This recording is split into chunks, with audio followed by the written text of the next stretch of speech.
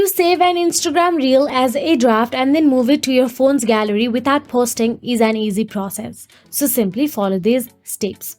First of all, open Instagram app on a mobile device and make sure you are logged into your Instagram account. Now all you have to do is tap on the plus icon at the bottom to start creating a reel or post. So once you tap on the plus icon, record or upload your reel as usual. You can simply scroll down and look for the video you want to upload as a reel. And once you select it, tap on the next option available at the top.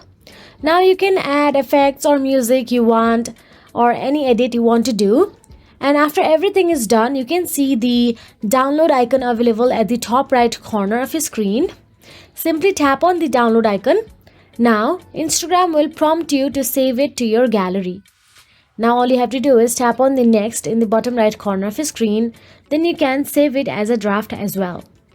So that is it. If you found this video helpful, please like, share and subscribe, and thank you so much for watching.